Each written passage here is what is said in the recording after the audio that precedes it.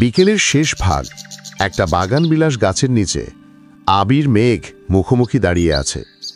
আশেপাশে নীরবতা বিরাজমান। আবিরের শক্তপোক্ত হাতে মেঘের ছোট্ট কোমল হাতটা বন্দী হয়ে আছে, কোনো মতেই ছাড়াতে পারছে না।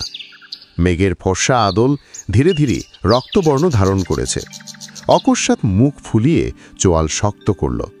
মেঘের গভীর দৃষ্টি আবিরের চোখে নিবদ্ধ। আবিরের হাতে থাকা হাতটাকে ছাড়ানোর সব চেষ্টা বৃথা গেল।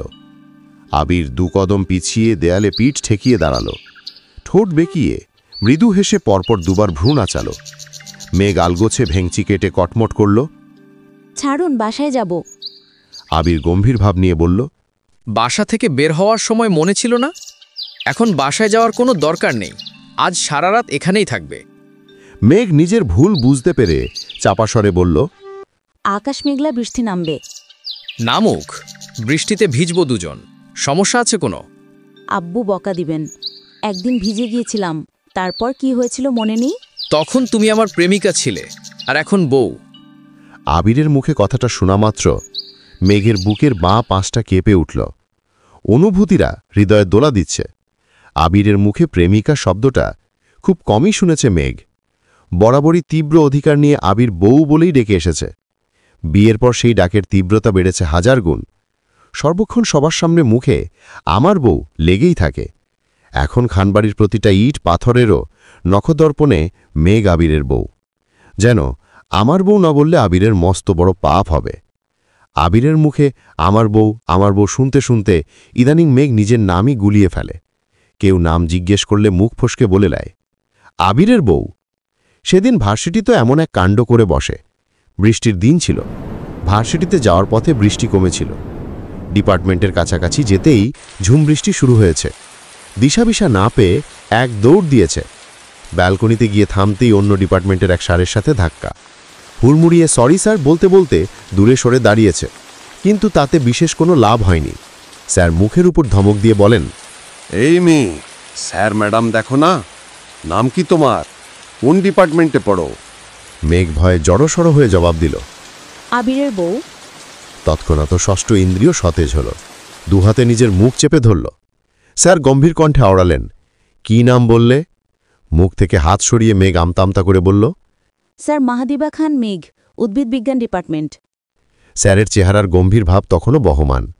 কিছু একটা বলতেই যাচ্ছিলেন, তখনই কেউ একজন স্যারকে ডাকলেন। মেঘ সে যাত্রায় খুব করে বেঁচেছে। মেঘ মনে মনে বিড়বিড় করল, আবির ভাইয়ের প্রেমিকা। ইস, শুনতেই কত ভালো লাগছে। মেঘের ঠোঁটে মিটিমিটি হাসি দেখে আবির তপ্ত স্বরে বলল, শোনো, তোমার উপর আমার অধিকার এখন সবচেয়ে বেশি। এক বাড়িতে থাকি বলে এটা ভেবো না আমি আমার শ্বশুরের কথায় উঠব আর বসব। আবিরের কথায় মেঘের ভাবনা ছেদ পড়ল। ভ্রুম উঁচু করে মিষ্টি হেসে প্রশ্ন করল, কথাটা কি আপনার শ্বশুর আব্বাকে জানাবো? তোমার আমার মাঝে শ্বশুর আব্বাকে টানার কি দরকার? ওনারা মুরব্বী মানুষ, থাকুক না ওনাদের মতো। ও তাই? আবির মৃদু হেসে বলল, জি ম্যাডাম। মেঘ আশেপাশে নজর বুলিয়ে আস্তে করে বলল, স্যার অনুগ্রহ করে এখন চলুন, না হয় সত্যি সত্যি ভেজতে হবে। আবির আর কথা বাড়াল না। আবহাওয়া সত্যিই খারাপ, যে কোনো মুহূর্তে বৃষ্টি নামতে পারে। আবির মেঘের হাত ছেড়ে হাঁটতে শুরু করল। মেঘ গুটি গুটি পারে হাঁটছে আর অতীতের স্মৃতিগুলো ভাবছে। একটা সময় ছিল আবিরের সঙ্গে বাইরে বের হওয়ার জন্য, ঘোরার জন্য, একটু গল্প করার জন্য কতই না ছটপট করত। বৃষ্টিতে ভিজতে কত বায়না করত। সেসবই এখন অতীত। এখন মানুষটাকে দেখার জন্য এত ছটফট করতে হয় না। ঘুম ভাঙলে সবার প্রথমেই এই মানুষটার মায়াবী মুখটা নজরে পড়ে। আগে আবিরের সঙ্গে 2 মিনিট কথা বলতে গেলে হার্টবিট কয়েক গুণ বেড়ে যেত। সেই মেঘ এখন আবিরের বুকে মাছা রেখে আবিরের হার্টবিট গোনে। ভাবা যায়, ভালোবাসা কতই না অদ্ভুত। অপূর্ণতায় অশান্তি মিলে আর পূর্ণতায় প্রশান্তি। ভাবতে ভাবতে হঠাৎ নজরে পড়ল আবির অনেকটা সামনে চলে গিয়েছে। কারো সাথে ফোনে কথা বলতে ব্যস্ত, তার জন্য মেঘকে খেয়াল করেনি। মেঘ এক ছুটে আবিরের পাশে গিয়ে থামল। মেঘের উপস্থিতি টের পেয়ে আবির যেই ঘাড় ঘোরাবে, অমনি মেঘ 2 হাতে আবিরের বাহু চেপে ধরল। আবির রাকিবের সাথে কথা বলছিল, আর চোখে মেঘের দিকে তাকিয়ে মুচকি হাসল। রাকিবকে উদ্দেশ্য করে বলল, ফোন রাখ, এখন বউকে সময় দিতে হবে। ওপাশ থেকে রাকিব বলল, বিগত 3 ঘন্টা 57 মিনিট যাবৎ সে কাজটাই করছিস ভাই। বিয়ের তো অনেক দিন হলো, বউয়ের প্রতি ভালোবাসাটা এবার একটু কমা। তোর কি সমস্যা? আমার হিংসে হয়, এত প্রেম সহ্য হয় না। কেন? আমার বউটা সারাদিনে আমাকে একবার কলও দেয় না। আমি যখনই কল দেয় তখনই পালে, এখন খাচ্ছি, এখন ঘুমাচ্ছি, এখন সাজতেছি, এখন কাজ করছি। ভুলেও একবার বলে না আমি রাগ করে আছি, অভিমান করেছি, আমাকে নিয়ে ঘুরতে যাও, সময় দাও। উল্টো আমি ঘুরতে যাওয়ার কথা বললে বলে, বিয়ে হয়ে গেছে, এখন আবার কিসের ঘোরাঘুরি? কাজ নেই তোমার?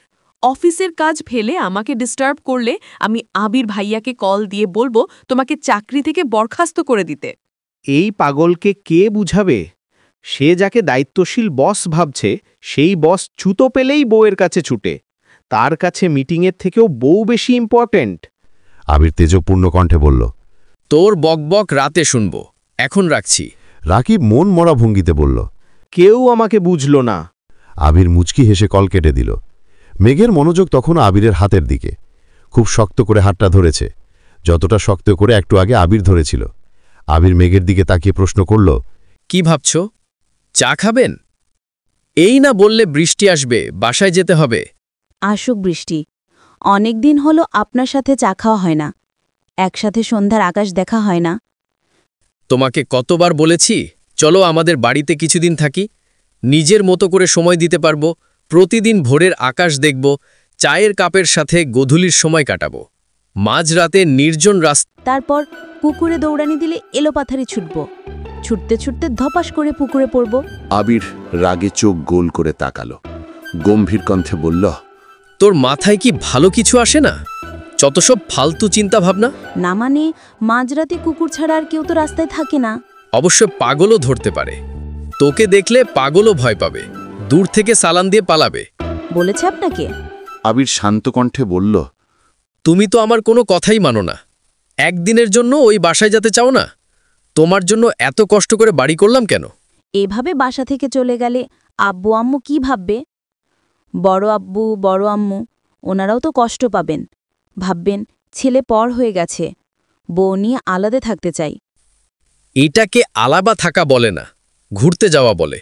এক প্রকার হানিমুনও বলতে পারো। হানিমুন মানুষ কতবার করে?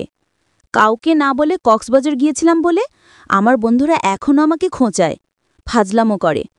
আমি আর হানিমুনে যাব না। কে খোঁচায়? নামটা বলো শুধু, বাকিটা আমি দেখে নিচ্ছি। মিনহাজ, তামিম নাকি অন্য কেউ? বন্যা। হুঙ্কার দিতে গিয়েও থেমে গেল।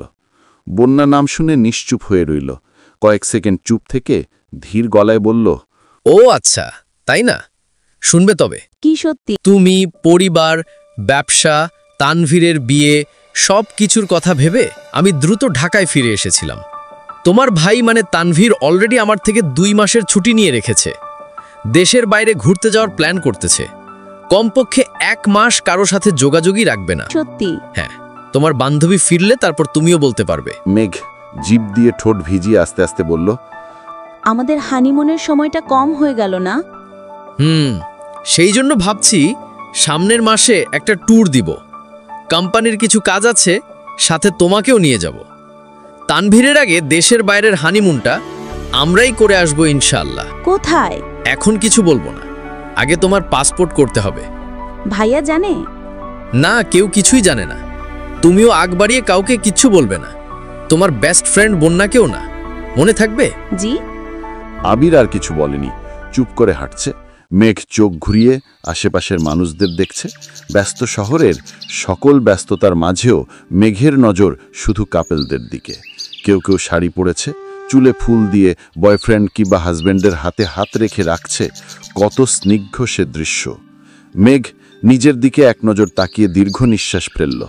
মনে মনে বিড়বিড় করল, আজকের পর রাগ করলেও শাড়ি পরে বের হতে হবে, চুলে ফুল দিয়ে সেজেগুজে ঘুরতে হবে, তবেই না মানুষ আমাদের দিকে তাকাবে। না হয় আবির ভাইয়ের পাশে আমাকে বড্ড বেনানান লাগবে। আবির মেঘ চা খেতে খেতে গল্প করছিল।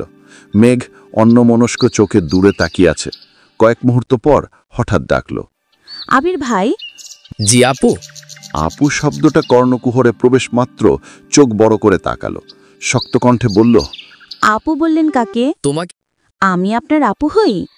আবির উত্তর না দিয়ে উল্টো প্রশ্ন করল, আমি তোমার ভাই হই? মেঘ দাঁত দিয়ে জিভ কেটে আওড়ালো। ভাই বলে ফেলেছি নাকি? Sorry sorry,